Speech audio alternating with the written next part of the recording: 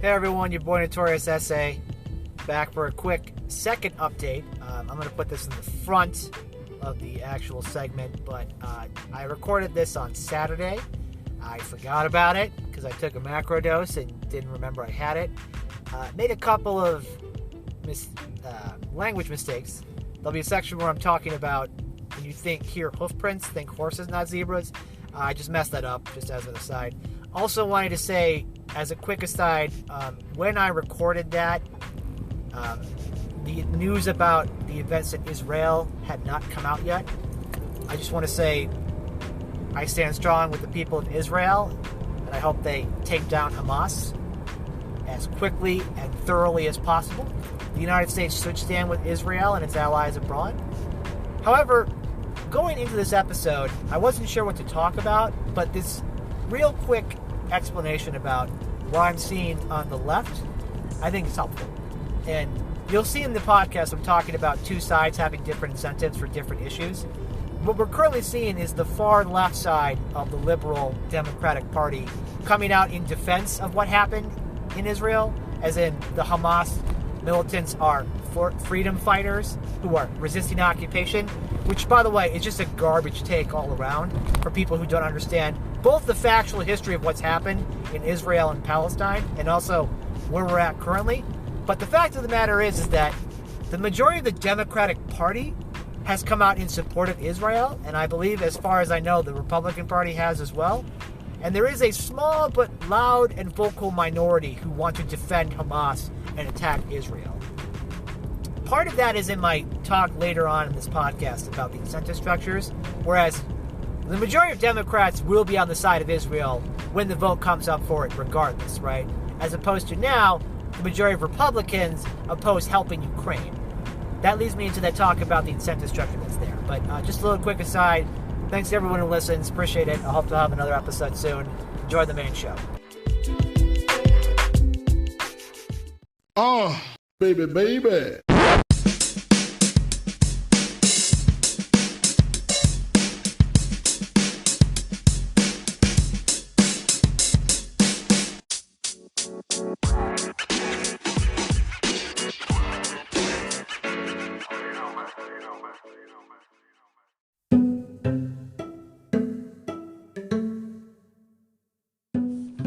Hello, listeners. It's your boy NotoriousSA, a.k.a. Steve Anderson, a.k.a.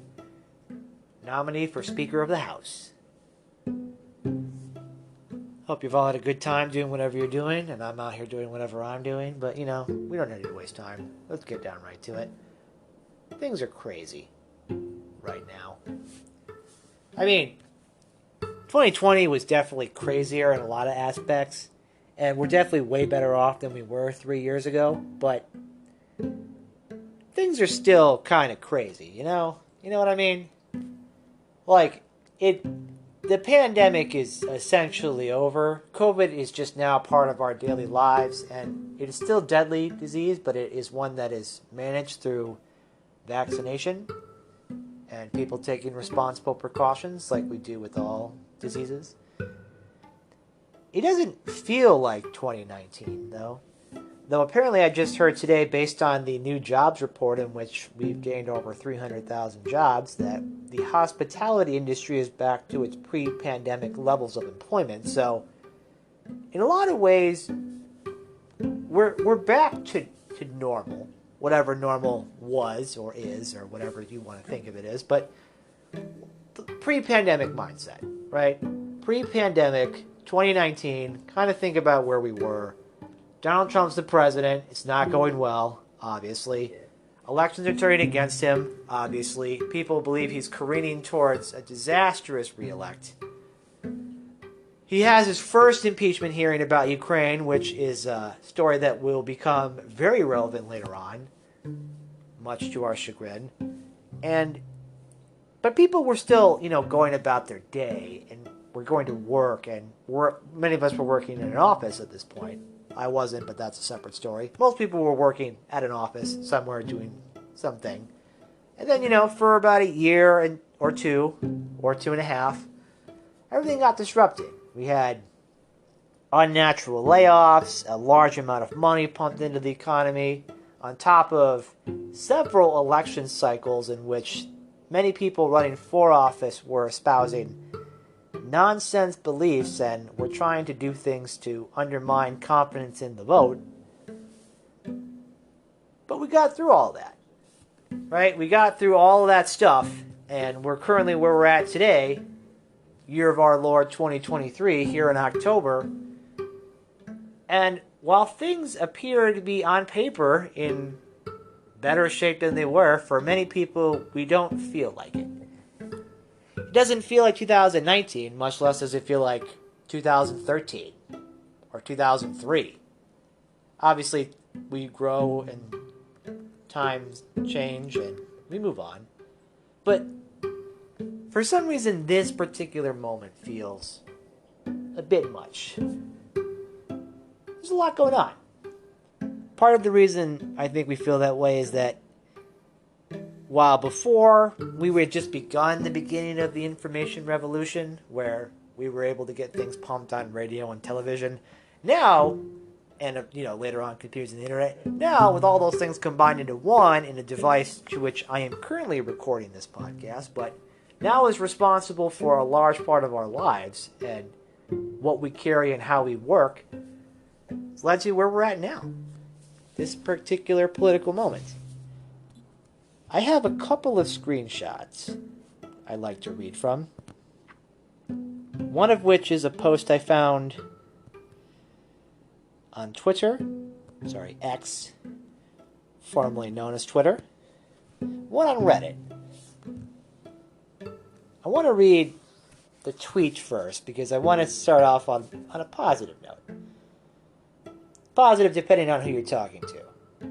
Right? So, I don't have the context of where this is from, but this is just objective numbers here. Since Trump, the GOP, the Republican Party, has gone from 34 to 26 governorships, 68 to 57 state legislative chambers, 241 to 222 House seats, 52 to 49 Senate seats, one president and vice president, down to no president and no vice president.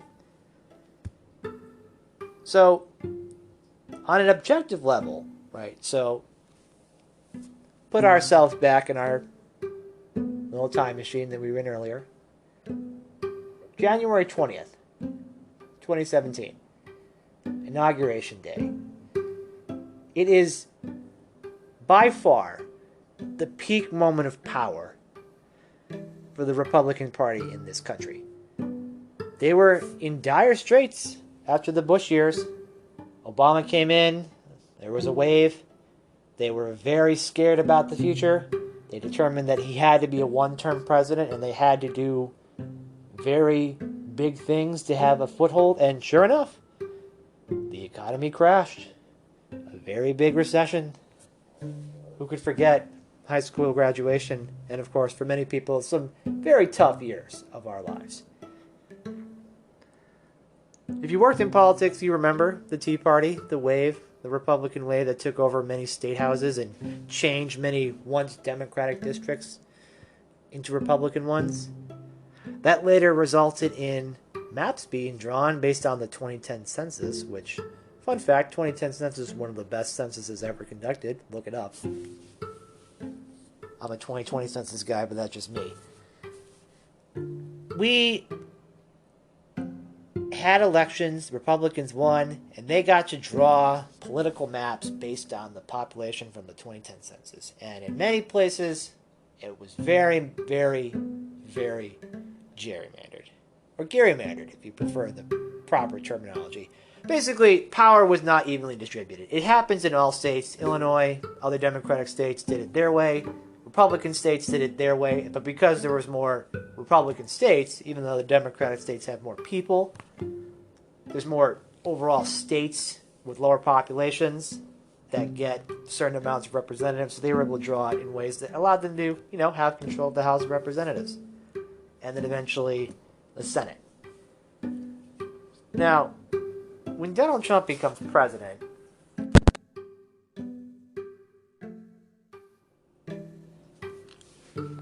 Donald Trump becomes the President of the United States. And let's face it goes downhill immediately. Day one. Like day one, we have the world's largest protest in response to him, against him, and then chaos at the airports.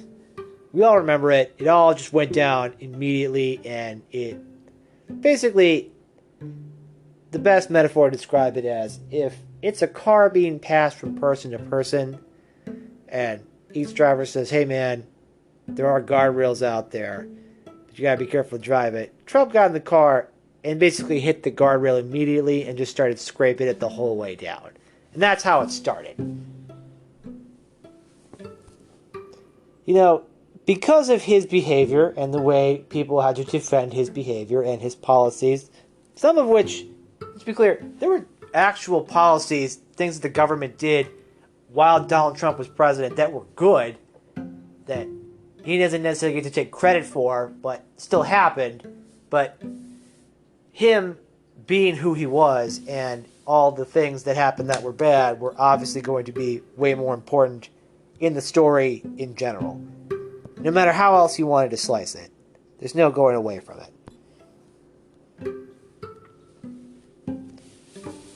And of course we had the pandemic. That was not well handled. And an election.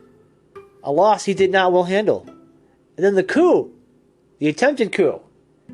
As a result of the election that he lost.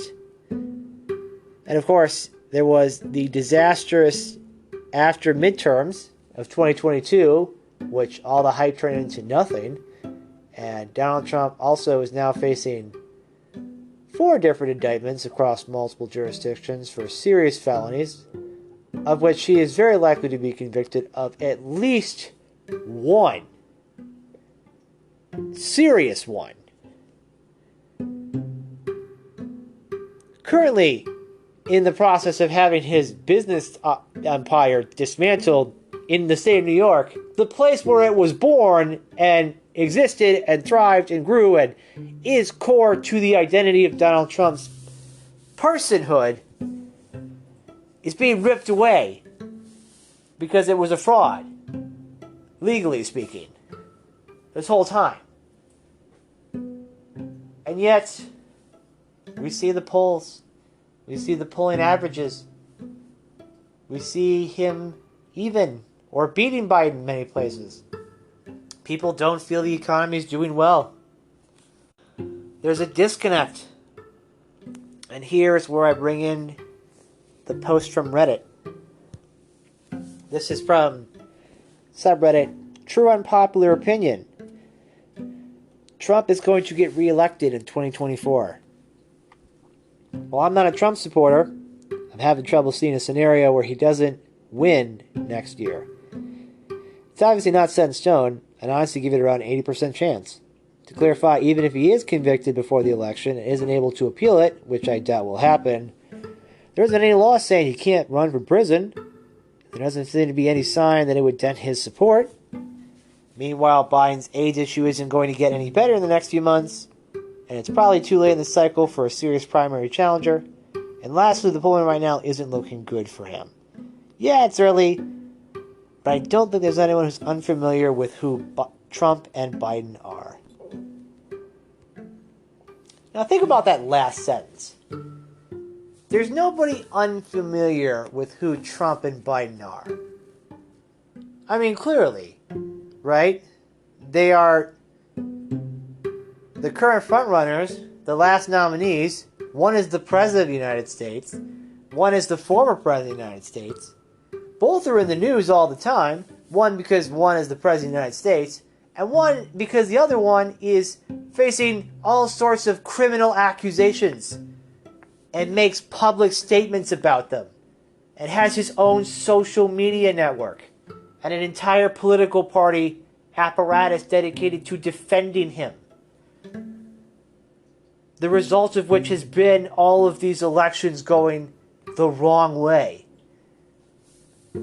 Of the literal brand of the GOP now being tied into Trump, which has a negative perception. Of its most important constituencies, the pro-life movement, having the pro-life movement's PR be very bad Even though your words are pro-life, people think of you as anti-women, pro-bad things. It's not good.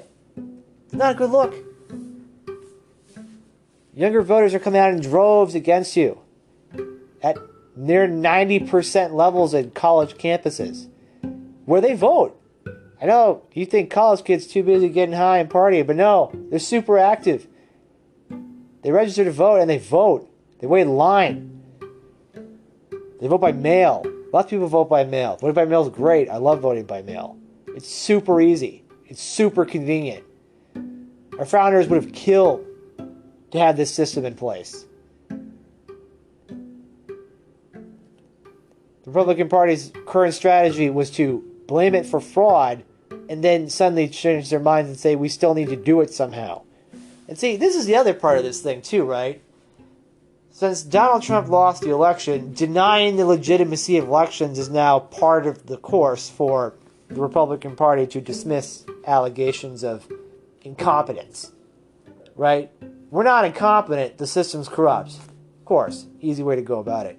Quick question. So we still have to vote, and you'll hear this if you listen to talk radio, like I do because I have a problem where I can't stop listening to conservative talk radio. You'll hear it in the voters' voices. They believe the propaganda. They believe it, that the system is rigged, and they literal change the machine algorithm or pull out suitcases full of ballots rigged. They believe actual lies. And the polling bears this out. These people believe Donald Trump over their own family members. We have a situation where many underground and dark views about America and power and the way that should all work were repressed by, years of progress and people diversifying. But in the Republican Party, since the switch of, the Southern strategy and the Dixiecrats becoming Republicans and all that jazz, right? There's always been an authoritarian movement in America, as there's always been an authoritarian movement in humanity in general.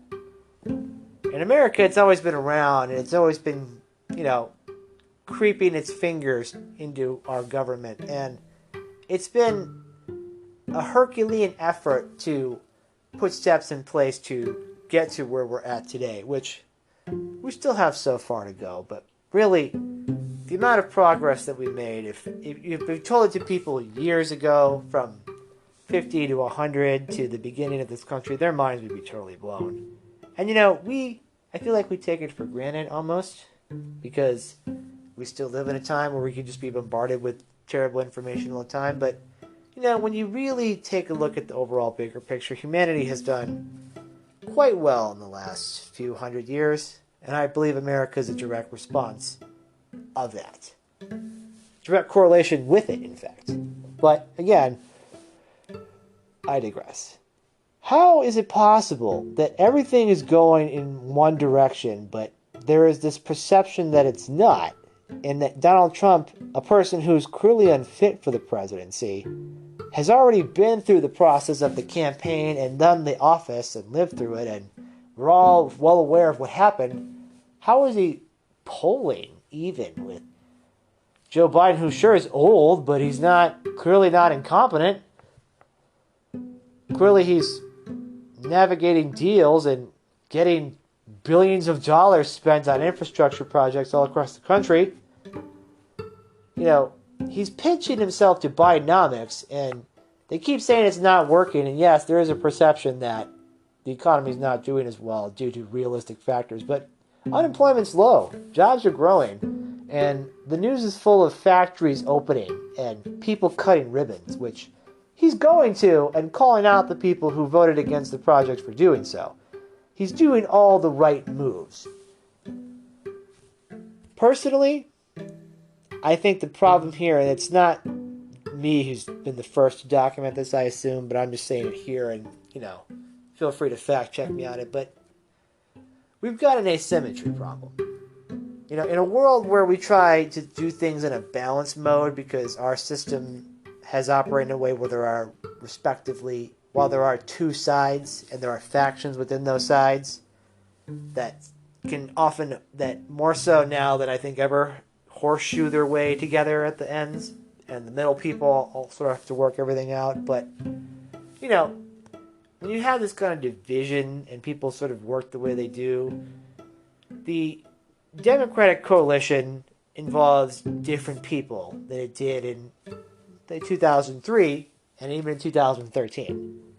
You've got your longtime people in your urban centers where the Republican Party doesn't really functionally exist. You've got red dog Democrats in the suburbs who, as recently as 2010, may have been GOP hotspots, now flipped and changed based on population and demographic changes. Hell, you've got immigration essentially stopping during the Trump years, but you know that doesn't stop them from saying that the importation of migrants is an attempt to import votes, which now that they've just mainstreamed great replacement theory, you know, super cool. They now believe in a terrible racist conspiracy theory to, and again, all of these justifications for Donald Trump's poor behavior and the electoral results not going their way, and just the constant spring of negative information, which is reinforced by people who are not only financially able to do so, but encouraged by algorithms that feed people into these loops, means that while I can listen to shows like Chicago's Morning Answer and AM 560 and know that it's really not telling me the truth, and the agendas behind it are quite clear, many people may listen to this and believe it as if it is in fact fact. As if it is the news itself. Obviously, when you call yourself the answer, it seems to be a definitive statement. Even though their answers are wrong a lot. But as a conduit for the overall conservative GOP movement, it is quite accurate and reflective. This is what the people want. They want an authoritarian figure, and they want Donald Trump. And I feel like for many years, people thought that you couldn't really apply that to somebody because we do see politicians as phonies in a lot of way. You know, people who act like politicians and treat certain ways. But the thing about people like Trump and celebrities who become politicians is that, you know, celebrities psychologically to the public have a different effect than I think politicians do. They're famous in different ways. And Donald Trump being a celebrity of the tabloid variety before becoming an elected official, particularly at an age where being that type of person with social media and the ability to dominate cable TV puts you in a unique position where you're able to get just enough people to watch and listen and consider voting for you just enough times in the primary and the general election to get there. It's not a mandate for total control. It is barely squeezing by on a popularity contest. But instead of realizing that, the Republican Party has now turned that into a cult-like atmosphere of protect Donald Trump at all costs.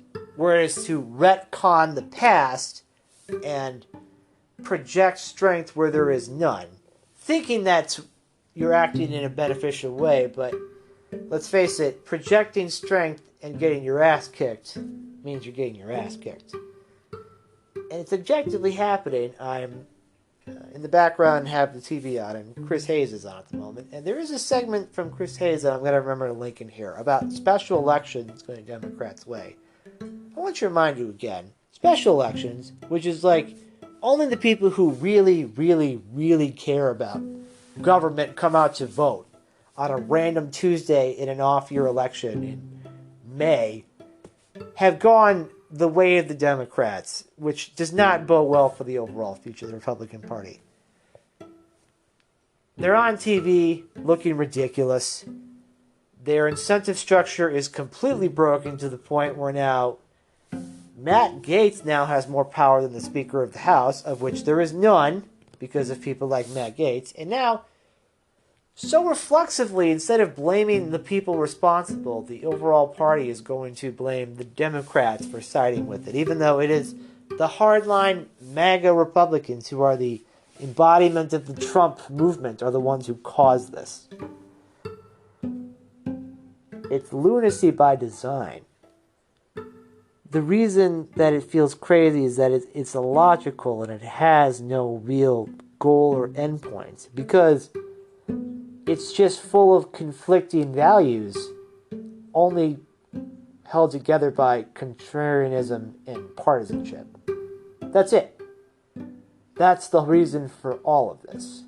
The reason you may feel crazy listening to the news and trying to discern politics is that some people are acting rationally because they're incentivized to act rationally, and others are acting crazy because they're incentivized to act crazy.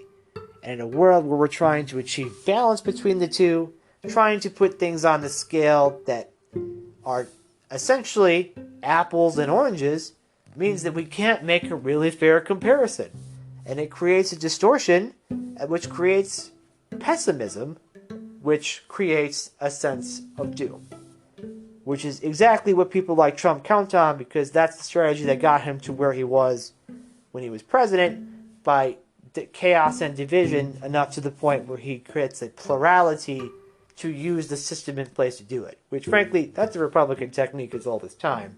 And by his time, I mean, again, since they became the party, switched from the party of being pro-civil rights to the party of the Southern strategy, where you maximize leveraging your legislative control with minority rule through, gerrymandering in the courts and all that other stuff, so that you have as maximum control as possible over even democratically elected representatives. So, there you go. In the Trump years, because he's powered by an egomaniac with no self-control and a total narcissistic attitude that can never be fully fed, the Republican Party is now incentivized around gaining power, which gets that by promoting Trump. A person whose only real values in life seem to be promoting himself, and that immigration and trade are bad. Which, again, were two planks of the Republican Party, that legal immigration was good and trade is good, that they've essentially flip-flopped on and begun a contrarian attitude. And because people are opposite and feel the need that there has to be two sides, and both sides have to have validity, even if one of them basically doesn't anymore, you have this distortion where the facts are going one way and the feelings are going another. What will the Biden administration do to cover that? I don't really know. But what I hope is that, one, this audio recording does not sound completely off and distorted, because I've had several technical issues while doing it. Two, that the background noise can be filtered out as much as possible. And that, three, that people just take a few deep breaths and remember the analogy: if you hear horses, think hoof prints, think horses, not zebras. If you hear hoof prints, think horses, not zebras. First thought in Scrubs, it's older than that. But basically, what's the most likely that's going to happen here? What's been happening? What's been the case study after study since 2017? What's the most likely scenario just based on your gut feeling of what happens to people who are charged with crimes? And side note, this might be local old news by now, but Senator Bob Menendez of New Jersey was indicted for federal crimes, intent on running for re-election, and early polling is bad for him.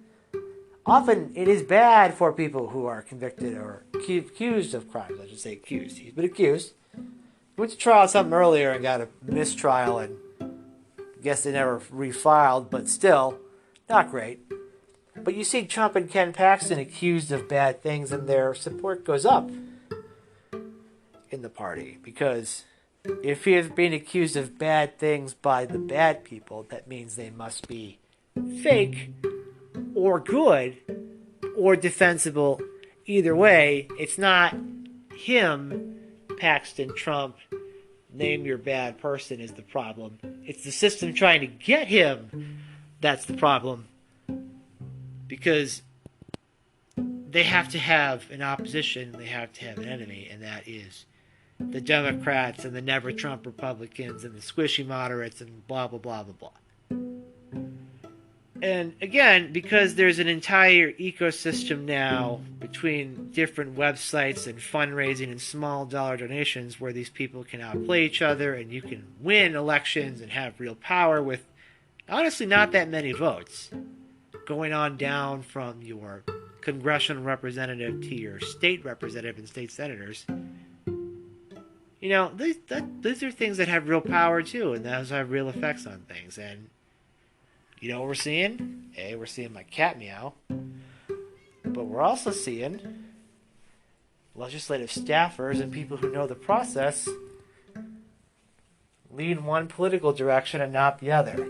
Because the other side has given up on rational electoral incentives for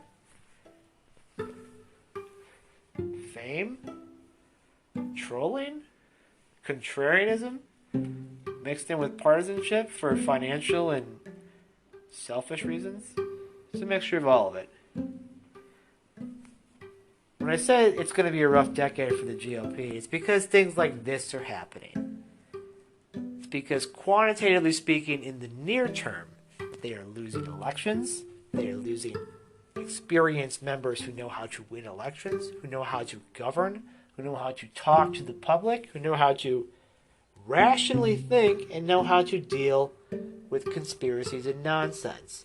The smaller that pool gets, the worse the problem gets overall. And the more that Donald Trump and Trumpism is the defining feature of an entire political party and the conservative movement that helped fuel it, the more it's going to descend into this type of chaos. Honestly, at this point, it is literally waiting for Donald Trump to be incarcerated to where he's no longer able to affect anything, or die. They have fallen to the path of least resistance, which is Donald Trump is too hard to deal with. Groups like the Club for Growth have designed ads to try to point out Trump's problems, and none of them work. You change things from like lockdown to Trump lockdown, and it flips. There is a psychological hole, a connection to a brand and an identity and a person and a man, which in a way is a tale as old as time for people who, if they've given up on the concept of elections and democracy because they don't like the results of it, because they've chosen their own reality, and someone like Trump comes along and promises to fix it all, and one Hail Mary will save the game, and the belief in that hope, the lost cause of power that's shifted from demographic change, and it's all they can do. It's a primal scream of Trump. And frankly, it will pass one way or another. And if you're my age in our lifetimes, the most likely thing to happen is that he's going to be found guilty of many different crimes from different court cases. People will flip on him, the evidence will be incontrovertible. It'll be on television. Everyone will see it. There will always be partisanship, but the vast majority of people never approved him in the first place. They never will. And they will see that the convictions that will inevitably happen, again, innocent until proven guilty in the court of law. But when it does happen, it will happen exactly as you think it will. Joe Biden, if he's the nominee for the Democratic Party, which I believe he will be, and Donald Trump, who, at this point, despite it challenging all logical narratives for the Republican Party, will in fact be their nominee, will be defeated in a election that will, at best, be similar to the one that happened in 2020, where it basically repeats the same votes. And Donald Trump gets the same percentage and loses. Worst case scenario is that it's a blowout and states that were previously red flip to blue. It doesn't have to be a lot. Again, call me controversial on this take, but I believe if Donald Trump is the nominee, that it is in the realm of possibility that one other state flips. And, and again, it's a long shot. I'm just going to say that out loud for clarity. But if Joe Biden were to win the state of Texas by not a lot of votes, and I mean not a lot, like in a state of multi-millions where it could be down to several 100,000 or 10 or 20,000 based on urban populations maximizing every vote per square foot they can type of win, it still counts. And it would be the perfect opportunity for the crazy conspiracy theorists to come out and try to ruin the process. And then the state of Texas have to prove the integrity of its own elections. And God help us if Ken Paxton's still the Attorney General, which of course he would be. So, but by that point, if the aforementioned, again, best case scenario happens and all the other states are called before Texas, instead of it being the state that decides everything, it will be the state that decides whether or not the Republican Party is officially dead as a national party. And again, that's a real hypothetical long shot. Texas is going to do what Texas does, but I just think in a theoretic world where Donald Trump is a felon and on the ballot for the presidency, it's going to discourage just enough people that a ruby red state can flip in a uniquely circumstantial situation like a 2024 election where a, let's face it, old but fine president is up against the worst person ever. I don't know why this has to be so hard, everybody. It's just like, it's not happening any other way. And it's basically hype and force energy keeping the idea of Donald Trump ever being the president again alive. It's 99.9% confidence not going to happen. Because if he would have won the 2020 election, he would still be president, but he didn't. And, you have to ask yourself, did Joe Biden lose? Joe Biden may not have kept 81 million voters, but Donald Trump certainly didn't keep 74 or whatever million votes. He's only lost some.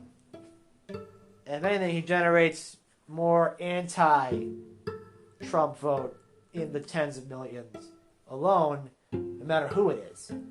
Let's face it, Joe Biden is just passable enough where, again, it would just be a repeat of 2020. We go down pretty much the exact same way, but it won't be in a pandemic, and everything will be fine, and we'll just move on about our lives, and we'll see if the Republican Party can continue to exist. So, it is what it is, folks. Don't believe the hype. Take the polls in context.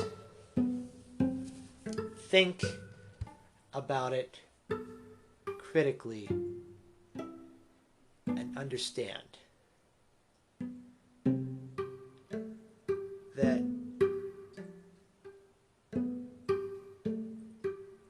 where this current situation we find ourselves in is that a celebrity that people are fans of want him to avoid accountability. That celebrity also wants to avoid accountability. And while he faces that accountability, that is overlapped with his political ambition and the political ambition of the Republican Party. And because of that very fruit of the poisonous tree, the party has suffered defeats, bad publicity, bad public relations, bad staffing, bad fundraising, bad press, bad people. And yet it continues on. And you wonder how. And it's because there are places where they're still in charge, and they will be for a while. There's places where people still continue to try to fight for something, but they may not have the votes. And there's people like me who just want to be civically involved and don't want to give them the satisfaction of leaving. But it doesn't have to be so complicated. I don't know why everybody's so goddamn pessimistic, but things just seem to keep going a certain direction. I mean, I guess we've all been through some shocks over the years, so we know things are crazy, but I mean, come on. Put your thinking cap on for a couple seconds here and bear with me. The guy who's facing all the criminal indictments, who's already legally a rapist and a fraud, which we all suspected before was president, but then we gave him the job anyway, failed at it, ruined it for everybody, and now is just facing accountability for the aforementioned bad behavior we all knew about. He's not going to be president again. The Republican Party is going to continue to keep doing what it wants for its voters, because that's what it does. It's been incentivized to survive in that environment of its primary voters, so it's going to keep doing it. It's going to look irrational to everybody else, but it's going to be perfectly sane for all of them, even if it looks insane on the outside, and the Democrats will continue to win, gain ground, win institutional knowledge, and win the future, literally and figuratively, all because the Republican Party continues to support the guy who hosted The Apprentice. It's enough to make your brain hurt, but it is the truth of our current political situation. My cat agrees, it's too much. I hope you're all doing well. Hope you're all staying involved. Election season's coming up. It's going to be big. Can't wait. We'll talk about something else later. In the meantime, peace and love. Take care.